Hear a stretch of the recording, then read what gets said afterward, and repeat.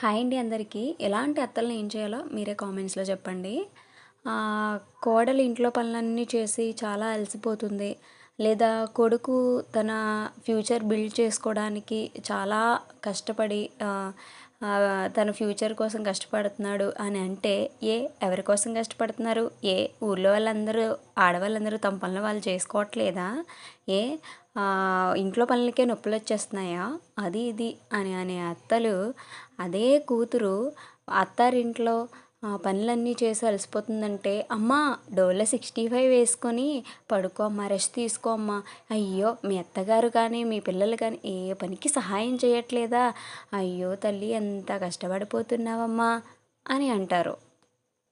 తీరా రేపొద్దున్న ఈ కోడలికి తన అత్తగారు ముసలివాళ్ళు అయిపోయిన తర్వాత చూడడం తప్పదు. కూతురు హ్యాపీగా ఎక్కడో ఉంటుంది. కానీ వీళ్ళని బాధ్యతలు మోసేవాళ్ళని మాత్రం వీళ్ళు అస్సలు పట్టించుకోరు. ఎక్కడో ఉండే కూతురుతో మాత్రం డైలీ కాల్ చేసి మాట్లాడుతూ ఉంటారు. కానీ ఇంట్లో ఉన్న కొడుకుతో కోడలతో ఒక్క గంట కూడా ఎప్పుడు ప్రేమగా మాట్లాడరనమాట. అయితే విసుక్కోవటమో, తిట్టుకోవటమో, వార్నింగ్స్ ఇచ్చుకోవటమో ఇలాంటివి ఉంటాయి.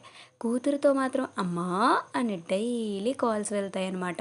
ఎక్కడున్న ముచ్చట్లు అక్కడ, అక్కడున్న ముచ్చట్లు ఎక్కడ పెట్టి, అక్క పుల్లలు పెట్టి, కాపురాల్లో పుల్లలు పెట్టి, చిచ్చులు పెట్టి, కాపురాలను బ్లాస్ట్ చేసే ఆ పనులన్నీ చేస్తుంటారనమాట ఇలాంటి వాళ్ళు. అలాంటి వాళ్ళు మీకు తెలిసిన వాళ్ళుంటే కామెంట్ చేయండి. అలాంటి వాళ్ళు ఏం చేయాలో కూడా కామెంట్స్‌లో చెప్పండి.